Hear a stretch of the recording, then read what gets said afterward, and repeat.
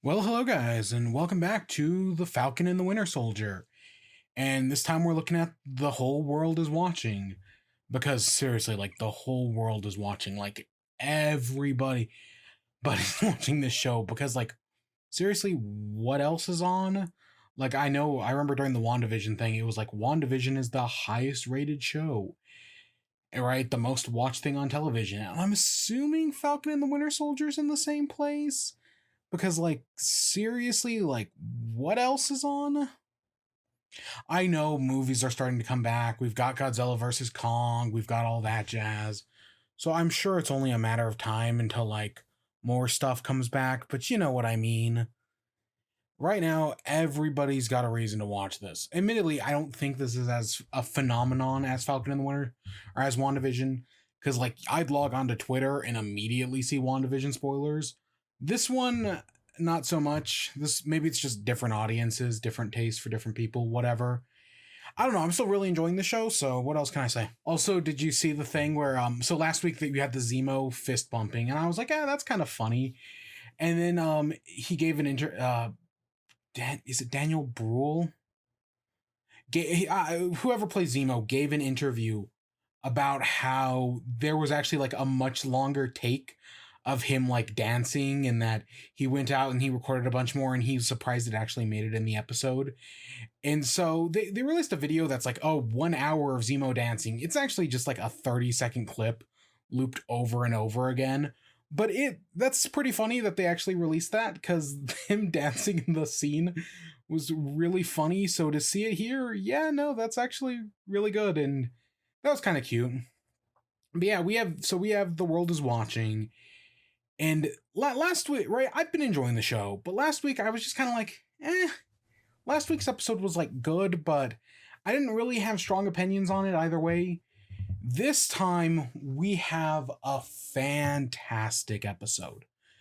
Truly, yeah, this was from beginning to end. I enjoyed the hell out of it. And we're going to talk about it because, yeah, this show's getting good. And we've got 2 episodes left. We're coming up. A lot of things are probably going to be happening. Like, I expect shit to get like started immediately. Like next week it starts, and like I expect things to go down right at the start of the episode because we're getting into it. But the episode starts with Bucky is talking to Aoi, and basically the Wakandans want Zemo, right? Because he still killed King T'Chaka, and they want Zemo. And so they give him like 8 hours because Bucky's like, we still need him. He knows where they are. And yeah, they'll hand him over, but they need more time. And so he's got that for now. We also get a flashback of Bucky back in Wakanda as they try to use the code words on him. And it doesn't work. And it's like him being free is a really good scene. It's a really good opening because, yeah, we now know that they're on a time limit because they have to figure out a way to stop Carly. Carly's the big threat right now. She's got her flag smashers. More and more people are being radicalized, and they need to find a way to stop her. And of course, we've got Sam. We see Sam and Zemo's different ideologies about how to deal with it. This is where Zemo calls Carly a supremacist because Zemo hates super soldiers, obviously. He hates the Nazis, he hates the Avengers. And there's a good joke in there about how, oh, those are our friends, not the Nazis, the Avengers, right? But yeah, we see their opposite positions. And it's I'm not going to say it's nuanced. It's just, I see where they're both coming from. You see both their ideologies.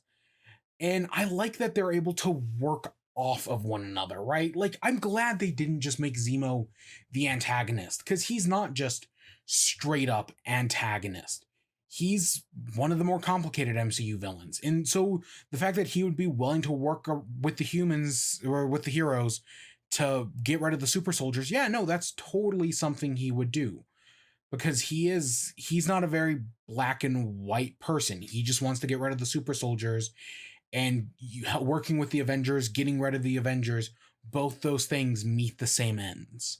So seeing that dual perspective. And we also have Walker also has like a third perspective in here, and we'll get back to that.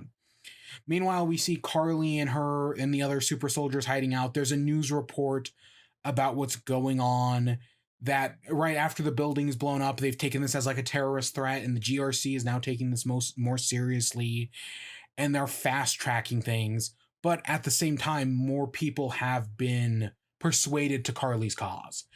And this scene is, there's a lot of gray with Carly, and we'll definitely get into it a little later.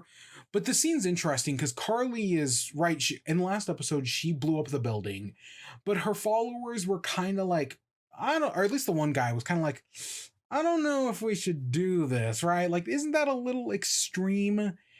And yeah, in this moment, it's all kind of like they got what they wanted, right? They're growing support, but that's the also time they also didn't get what they want. So it's kind of like, did they do the right thing? Carly wants to say she did, but she's unsure, and her followers think the same way, right? Like, they want to support their leader. Carly is there for them when no one else is. But did she do the right thing? A nuanced villain, and I like that. Carly's one of the in recent memory, Carly is one of the best MCU villains. Behind Zemo and Thanos? Yeah, probably, but I still think she's really good. I like what they're doing with her. And I know some people will try to write it off, and we'll talk about that later. But for the moment, I like what they're doing with Carly. Sam, Bucky, and Zemo are all looking for Mama Danya. And Danya Maria, they go to one of the GRC caps where she was last reported. They go around, and Sam and Bucky can't get anything. The people don't trust the outsiders, right? Sam's like, hey, let me make some calls, let me help. And it's like, no, these people, you can't help them. They don't trust you. I know what people like you do. You're not going to be able to help us. And yeah, it makes sense, especially after like everything that's gets set up here.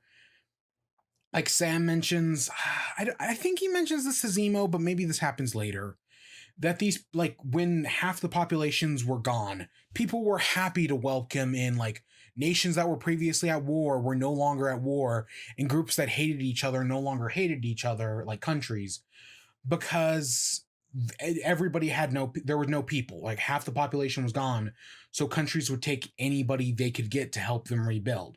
But now that it's been 5 years and all the people are back, they no longer need them, so now a lot of people are being displaced. So again, it's building up that Carly isn't the bad guy.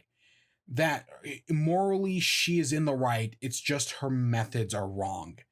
And I think this does a good job at showing it, that these people don't trust anybody. Of course, Zemo is able to get some information out of the kids.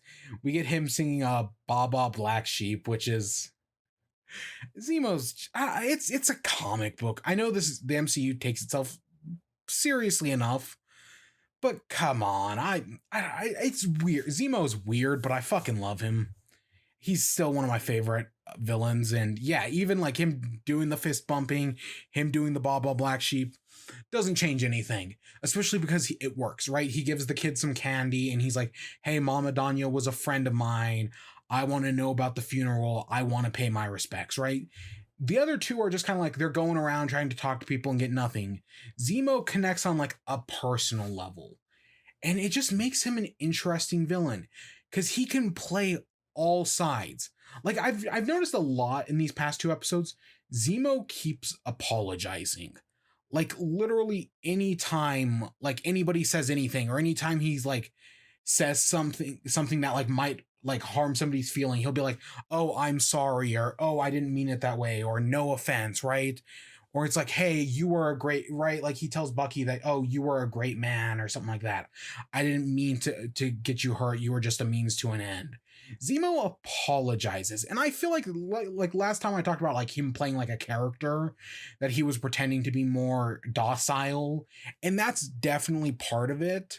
But that's also just kind of his like personality, right? Like we see that in Civil War when he apologizes to T'Challa for killing T'Chaka, right? That's just, I don't know, that it's a very weird villain, but he's the one who defeated the Avengers, so yeah. Well, okay, yes, Thanos did also defeat the Avengers the first time. Zemo gets information about the funeral, where the funeral is, but he tells the little girl not to tell any of the others, not to trust them, because Zemo's trying to make himself indispensable, that as long as he has this information, they can't get rid of him. They need Zemo, and he, of course, because he doesn't want to be taken by Walker or Carly or the Dora Milaje or anybody else, the power broker, I guess, that he wants to stay with them because he has the most control working with Sam and Bucky. Sam calls up Sharon at some point in here and is like, hey, we're looking for information.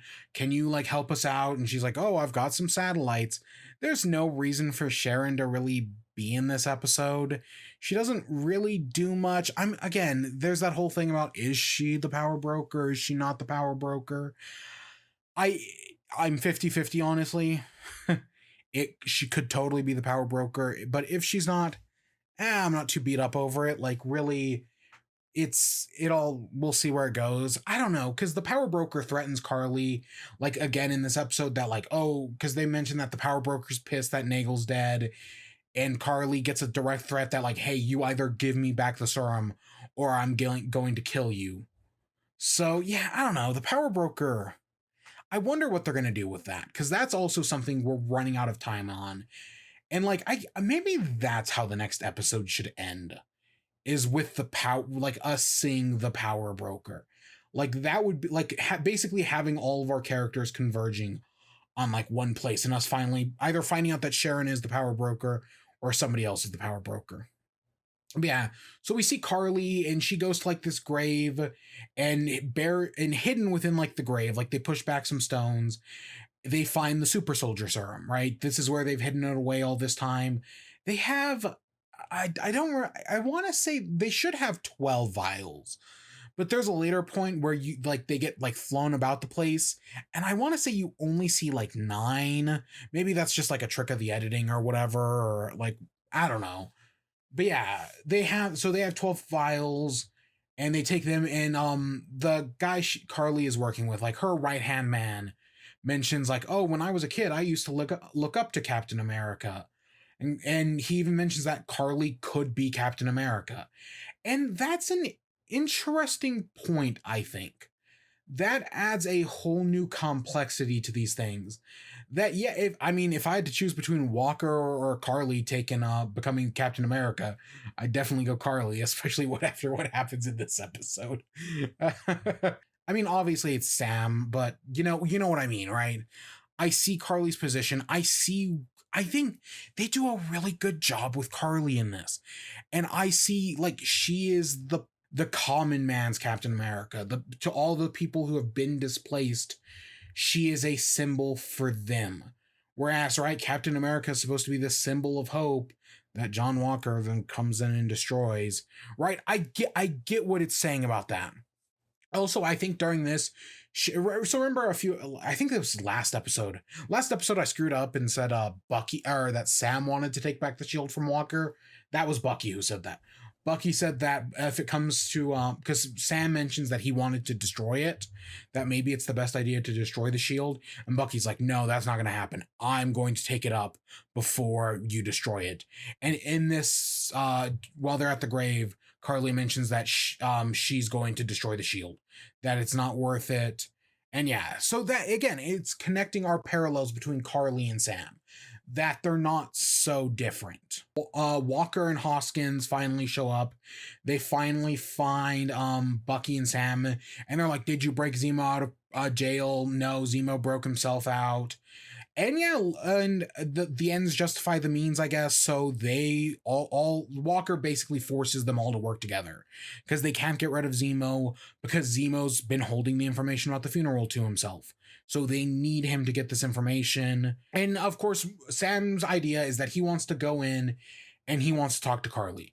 That maybe, hopefully, with everything that's going on, maybe he can talk her down. Walker's like, no, this is a bad idea. This isn't going to work. This is terrible. And Hoskins is like, no, Walker, just listen to him. Right? Maybe he's onto something here. Maybe this can work. Because Sam was he did do counseling for soldiers. So I see it. He's got the background. And yeah, Lamar's like, maybe this isn't the worst idea. Like, and John's like, oh, I'll give you 10 minutes. So now they're on a timer, and yeah, they head to the is it in like a warehouse? I don't know. At one point, Zemo gets tied up, right? Like, because Walker is on edge this entire time because nothing is going his way. So he's tweaking out. As Zemo gets cuffed here, but then he breaks out, and yeah, we'll get back to that in a minute. But we get the funeral, and Carly comes out and she's like, "Hey, this is what I stand for. That right, that Mama Danya was here for us. I didn't have a family. She was here when I needed it. And now we all, just by pure luck, happen to be together. And we are the family for together, right? The one world, one people thing. It's right. It's laying out just a real quick layout of like, hey, this is what Carly wants. This is her ideology, and this is what she's fighting for. Again, I really like that. And Sam comes in, and then after everyone leaves, it's just Sam and Carly, and they talk. And in this moment's really good. The moment of Sam and Carly talking about like, oh, what are you doing? This is your ideology. Because it basically all boils down to Sam agreeing with Carly that, right, people being displaced and everything, she's right to care about that, and she's right to fight for it. The problem is that her methods are bad and murder is bad, right? That she's right to fight and that her morals are in the right place, but her methods are wrong, right? Or I guess her morals, right? She's going too far. She shouldn't be killing people. I've seen people say that, like, oh, right. People be like, oh, Carly, right? The way this is presented is that Carly is like, oh, right, she's just fighting for the displaced people. Oh, she's a good person. But because she murders people, her arguments are completely invalid. I've seen people say that that's what the scene is saying. That's wrong. That is not what this scene is saying. Her heart is in the right place, but yeah, her methods are wrong. But even with her methods being wrong, that does not invalidate her argument. And right, that if she can get over this and work through her hardship, get right like a Captain America style moral code, then maybe she will be able to work through this. And that Sam agrees with her. Sam wants to help her out. That maybe they can work together, ? She is right. Sam Wilson, our Captain America. And I think, yeah, Steve Rogers would probably agree with her. Obviously, Walker doesn't, but that's because Walker and Cap are apathetical political ideologies. They're on opposite ends of things. Sam, it makes sense for him to agree with Carly that her methods are wrong, but she's right about what she's doing, whereas Walker just can't see her as anything other than a terrorist, right? That he can't see the methodology, and it makes sense why Walker can't see it. We'll get to the scene a little later, but yeah, there's a whole reason that Walker just can't see it. And it's not all his fault entirely, because Walker he's a complicated character, right? I've been like, hey, maybe Walker might actually not be like that bad of a person. And I've been trying to balance that with like, no, he does seem to be doing some pretty nefarious shit. I think much like everything else in the show, it seems to lie somewheres in the middle, that he doesn't want to be a bad person, but he's extreme in his action. During this, they think Sam mentions that, oh, Zemo is like, you're a supremacist, and Carly's like, no, I'm not a supremacist. I'm the opposite of supremacist. That right, the corporations are bad. They talk about whether they're going to make more super soldiers. Carly says, who knows, I might, right? And then it's like, oh, well, you need to stop killing people. And Carly's like, oh, I'll kill anyone who gets in my way. Any roadblock needs to be removed. And then she immediately regrets it. She's like, oh, you tricked me into saying that. I didn't mean it like that. That came out wrong. Because Carly's not a bad person. She's trying to get things done. And she thinks she's doing all these extreme things because she thinks it's what's going to work. But it's not her. It's not what she wants to be. It's just what she thinks she has to do. And that happens several times in this episode, where she does something and then she like immediately regrets it. God, Carly's such a great... I'm so invested in her. I really am. And I hope they do it justice. But yeah, several times throughout this episode, she does something and then both her and usually her crew regrets it, right? That they at least hypothesize on whether or not they're doing the right thing. That hopefully they are. They're trying to say the ends justify the means, but maybe they don't. They're second guessing themselves. Meanwhile, Walker's like waiting around, and he just starts tweaking out. He's worried that like, oh, everything's gonna go wrong. He refuses to give Sam the 10 minutes he wants. Cause yeah, and he's tweaking, honestly. That's the way they try to talk him out, and he tells Bucky that like, why don't you go in there after your partner? Because John Walker is more military. He comes from a military background, and military is all family. So of course, right, he sees Lamar as family, and he expects Bucky to work the same way, even though things like Walker's ideology don't come around until after World War II. Or, well, I mean, I guess the military family, I don't know, everything changes with Vietnam. So, right, even like where Steve and Bucky have their, right, their military ideology is very different than Walker's, because, yeah, things have changed. I mean, they'll talk about Afghanistan. And yeah, no, that seeing, right, Walker was in Afghanistan, and Afghanistan is very gray. And it's not like World War II is very black and white. Afghanistan definitely ain't. And it's a lot of terrible shit has happened. A lot of terrible shit's happened in both wars. I know a lot of people are just like writing him off as like villain, especially with what happens at the end of the episode. I mean, people were writing him off as villain with him only showing up like on screen for 2 seconds. But I've definitely been willing to give him more of the benefit of the doubt. And I think the show is doing a really good job with him. But they eventually bust in.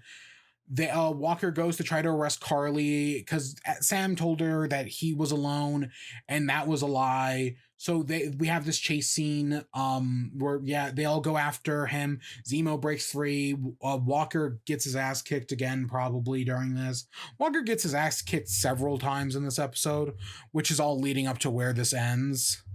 But yeah, Carly is able to get away by going, because like the underground area is like a labyrinth, but then Zemo catches up, and she falls over like a table and drops the super soldier serum. Zemo picks it up, realizes what it is, and even though he's got the golden opportunity to take it, he just destroys it. Perfect. Zemo again, a lot of this show is about people with moral codes.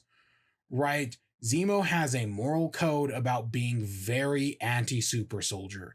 And even if being a super soldier would help him destroy the super soldiers, nope, he's not going to do it. But yeah, so I like that. I like that Zemo he just smashes it. That's exactly what I want to see. No second hesitation, just he does it. Walker comes in, knocks Zemo out, and he realizes that one of the serums? One of the super soldier serums didn't get destroyed, so he takes it and pockets it before Sam, Bucky, and Hoskins show up. So he's got one more. I was kind of wondering, like, is Sam gonna take the super soldier serum? But we actually get so after this, so like they knock Zemo out, and it's like, okay, well now Walker and Lamar are going to arrest Zemo. No, they just go back to the house, and like a scene or two later, it's just Zemo like sitting on the couch with like a towel over his head from where Walker hit him over the head. And that's that's kind of random that they don't just arrest Zemo. I mean, it could totally be that like Walker is right outside probably, so like he's right there, he knows where Zemo is, he knows where they are, so it's probably something like that. But yeah, I found that just kind of weird that like it goes from them like Zemo getting knocked out to like, oh, they're just back in the house talking like normal people again. During this, we get another conversation, and Zemo asks Sam, like, if given the opportunity, would you take the super soldier serum? And Sam just flat out quick response, no. See, I don't know if Sam, I don't read the comics. I don't know if Sam takes in the comics, because I was kind of wondering like if that's where that was going. But I guess not. There's nothing wrong with that. I don't know. But I like that quick response, and I like how like Zemo's like, oh well, these people, these super soldiers, they become gods and they have to be taken out. And Sam's like, isn't that how gods talk? Calling out Zemo, which is the great comeback in this episode of just like him like calling out, right? Zemo talks about like destroying gods, but he's talking as if he is one. That's the great moment in this episode of just calling out Zemo, because Zemo gets a lot of good moments throughout this and the last episode, but this is a great one of like Sam dunking on him. And yeah, Walker comes in and he wants to arrest Zemo. Also, at some point, this is where we get the scene about like the power broker texting Carly, being like, I'm gonna kill you. That Carly decides that no, Walker's a bigger pain in the ass. Killing Captain America will send a message. I mean, the MCU's kind of had this thing about like, if you kill an Avenger, does that make them a martyr? Right? Like, that's Ultron's big thing, is that if you kill the Avengers, that makes them martyrs. So now it's like, do we kill, right? Her plan is to kill Captain America. Walker is, wants to arrest Zemo, but then the Dora Milaje come in and they kick Walker's ass and Lamar's as well. And that's fantastic. Just like seeing Sam, Bucky, and Zemo on the side being like, yeah, this is funny, right? Just watching Walker get his ass kicked because they know he can't win. That's fantastic. Of course, they do eventually step in. There's a great Bucky AOA like hits him on like pressure points, and he like loses his arm. His metal arm falls off. That's kind of funny. But yeah, no, it's a good fight scene. Like, this is out of everything that happens. Yeah, this is probably my favorite little fight scene of just Walker getting his ass kicked. And the other, yeah, Zemo gets away during this. He El Chapo's it, as they say. He's able to sneak away in the chaos. But yeah, they all fight him off. They basically eventually, once Walker and Lamar are defeated, the other three are like, yeah, no, we're good. They see that Zemo's gone away. The Wakandans, the Dora Milaje, consider taking the shield, but they decide to leave it. Walker gets pissed because he's like, we lost and they weren't even super soldiers. Because of course we know he has the super soldier serum in his pocket, and he's just waiting for a good excuse to use it. Right, he got his ass kicked by Carly. He basically gets his ass kicked again here. And so, of course, he's just looking for an excuse to use it. And this is, I think, after they leave this is where we, like, Walker and Hoskins go to, like, a cafe, and they're, like, talking about, like, what do we do next? And Walker asks Lamar Hoskins, like, hey, if given the opportunity, would you become a super soldier? And he says yes, right? That's something you gotta do. We get the whole like absolute power corrupts absolutely. That Captain America was a great guy, so taking the soldier made him a better guy, right? And that if Walker were to take it, it would only make him more of the man he is.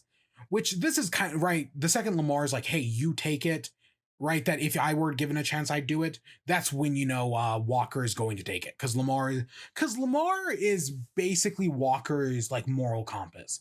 I really like Lamar, actually. I think he adds an interesting dynamic to Walker. Basically, the closest you'll get to a super soldier without actually like having like the serum or whatever, right? He's extremely well qualified. And Lamar trusts him implicitly, right? Lamar gets it, and he's like, yeah, I trust you. You make the right calls. When we were in Afghanistan, you made the right calls. Yeah, we lost people. It was the worst day of our lives. But you did the right thing. I will trust you. But Walker also listens to Lamar, right? Like earlier with Sam being like, let me talk to Carly. Lamar was the one who talked Walker into doing it. Because Lamar is basically Walker's like moral compass. It's both his wingman and his like best friend, but it's the one he trusts. It's the one he listens to. And it adds this whole level to their dynamic that I really like. And it sucks what's about to happen here. We get this another moment of humanizing John Walker, where it's like he's not entirely a bad guy. Because in this moment, he's like, oh, right, Afghanistan sucked, right? He's right. No one comes out of war unscathed. And we see that in Walker. And he's like, being Captain America, for the first time, I'm doing something right. That I feel like, yeah, no, this is good. This is setting things on the right path, right? I get where Walker is coming from in this moment. And I think that's a good way to tackle things. That even like as we're all turning on, I mean, people turned on him instantly, but even as like he's becoming more and more villainous or whatever, right? As he's doing more horrendous things, there's still those moments where like, no, it's not black and white. Walker is a complicated character. Wyatt Russell does a great job throughout this entire episode. Wyatt Russell is fantastic. After this, we get Carly calls up Sam's sister Sarah and threatens her and her kids because she wants to know, like, hey, can I trust Sam? The sister says that, yeah, no, Sam hates the new Captain America. And Carly's like, hey, this is here's a number, text him this, and yeah, we'll meet up because I'd hate to hurt you, but I will. So yeah, I think we're gonna see the sister again next episode. I think Sam is gonna go back and meet up with his sister, make sure she's safe, because it's all about to go down here. Sam and Bucky meet. Carly tells Sam to come alone, but he takes Bucky anyways.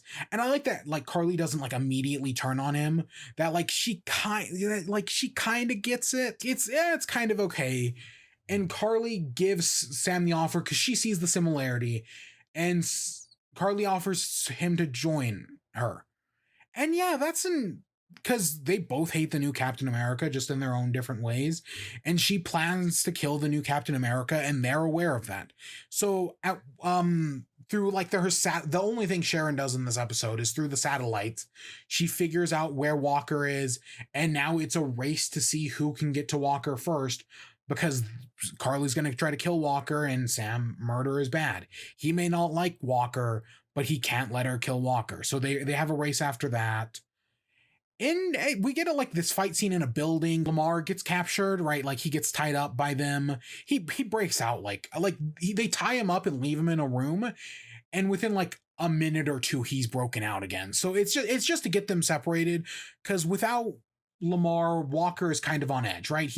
He cares about his best friend. He's there to save him above all else. That's like his big, even above defeating Carly, which he still wants to do. He has to save Lamar, like that, because again, Lamar is kind of his moral compass. He keeps him in check, but not in like a bad way, right? As in, they trust each other. Walker is on edge throughout this entire thing. We find out that, yeah, Walker, I mean, they never say that Walker took the super soldier serum, but at one point, like, one of the other Carly's flag smashers, like, hits him with like a metal thing. He grabs it and like bends it in like a loop. So yeah, he's taken the super soldier serum. There's another scene where he, Captain America style, jumps out of a window, lands on a car. He has taken the super soldier serum. So that adds a whole level of complexity to things. Oh boy, oh boy. But yeah, we get a scene of Sam, Walker, and Bucky fighting off the 7 super soldiers, fighting off Carly, fighting off all the others. And then at one point, what did they try to do? They try to do something to Walker. And Carly tries to do it. Lamar runs in and basically stops Carly. And Carly like picks him up and throws him across the room. He smashes into a pillar, and then he goes unresponsive. Walker runs up, like, shakes him like, Lamar, and he's just non-responsive, and then all the super soldiers scatter, right? And we even see Carly, like, earlier when she was talking to Sam, she like puts on the mask, and then the second it's like Lamar goes non-responsive, she like takes it off, and you can just see the regret on her face. Again, it happens several times throughout this episode where she does stuff and like she thinks she's ready for it, but she's not. And this is one of those moments, and all the super soldiers scatter. And yeah, Walker's getting nothing from Lamar, and he eventually freaks out and starts chasing. He jumps out the window here. I think, yeah, Sam and Bucky run to chase after some of the others. And it sucks to see Lamar die. It really does, because I kind of like him. I think he plays off Walker really. I think he plays off all of them really well. And I think he adds a fresh dynamic to Walker. But I mean, to be fair, every Captain America loses somebody, right? Steve lost Bucky, basically. He lost Bucky. Sam, and this doesn't happen in any of the movies, but Sam, his like right hand, his not wing commander, but like when he was doing the flying, like way back for the US military, or the Air Force, I guess, he had like a partner that got blown up. To be a Captain America, you gotta lose somebody. So Walker losing Hoskins, yeah. Now, I do wonder if Hoskins is dead. Famously, the MCU doesn't kill anybody. Like, a majority of the people who have died in the MCU, at least like hero-wise, have come back to life. in some way, shape, or form. I mean, yes, people like Obadiah Stane, um, basically all three of the Iron Man villains, a few of the Thor villains, and a few others have straight up died. But like Loki came back to life 4 times. Coulson came back. I know the TV show's not canon in the traditional sense. It's complicated. But Coulson came back to life. And Bucky came back. Death really isn't that. Like, death doesn't always fully take place in the MCU. It's kind of complicated. The only person who's really stayed dead, like Vision came back, right?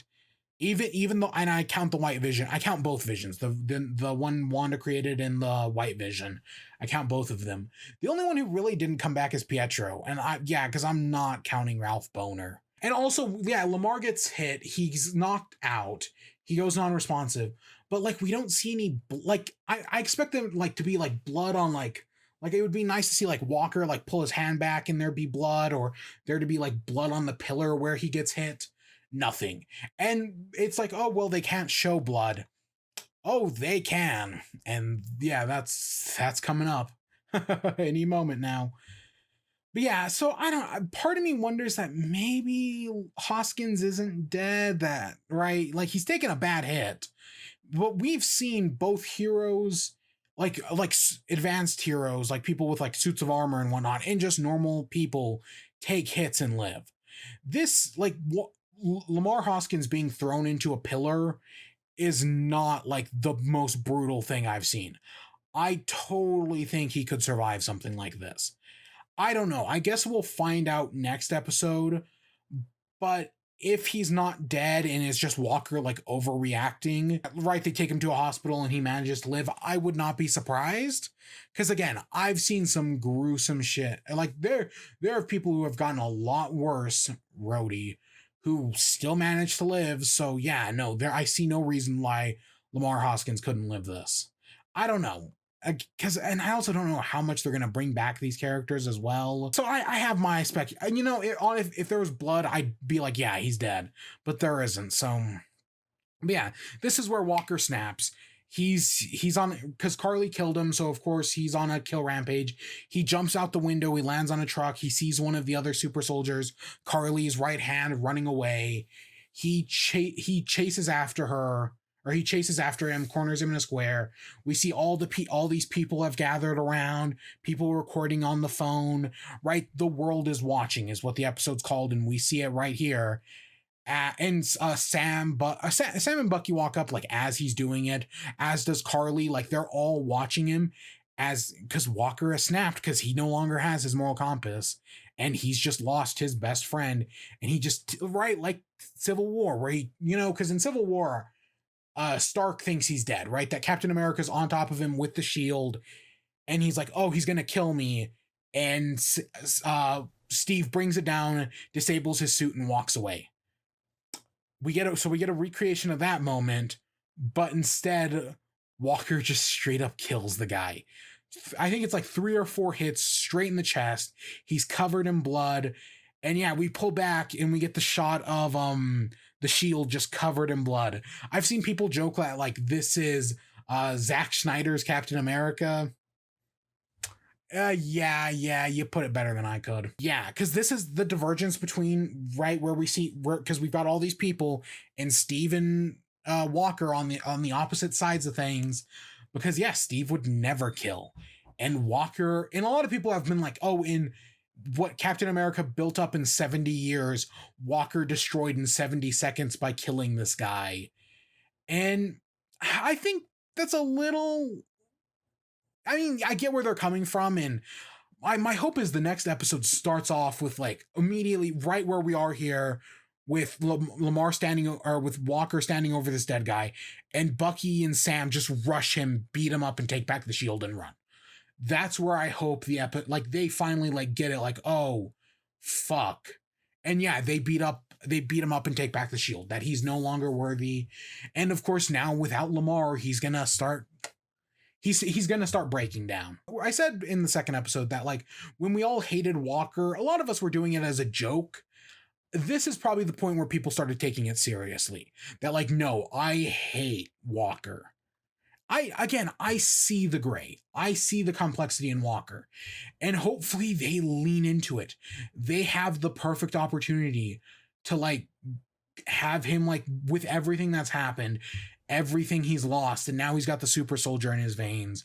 They've really got the opportunity to do something great with him. And like just how much this affects like your mental state. And like I know I joked about like Walker being like a metaphor for like replaced characters. I joked. But they have the opportunity to do something great here. And I hope they do it. I hope they lean hard into it because it seriously could be great. And yeah, seeing Walker kill this guy. And I always worry that people, because it's the internet and they've done it plenty of times before. I don't want people to take this too far, but it's a good scene and it's a good episode. Just everything about it works. It works well. I'm right. I'm invested in. I like Sam and Bucky's thing. I like Zemo seeing the Dormology come in and kick Walker's ass. Walker taking the Super Soldier Serum. Zemo destroying the rest of it. Walker taking it. Lamar dying, and then this death. It's all just really well done. This is my favorite episode yet. This has been a fantastic episode that I was invested in from beginning to end. Fuck, this show is so good. And we've got 2 episodes left. And while we've still got a lot of balls in the air, right? A lot of stuff is still going on. The bar has now been crossed. Things are now, I feel like these next 2 episodes are when things are going to start falling into place. Everything's here. All the pieces just need to start connecting. And I have faith they will.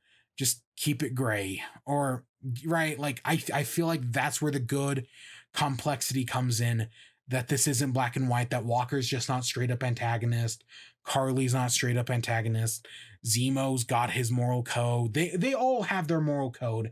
And I mean, you may say that, well, yeah, Walker, because Lamar dies, Walker breaks the code of Captain America.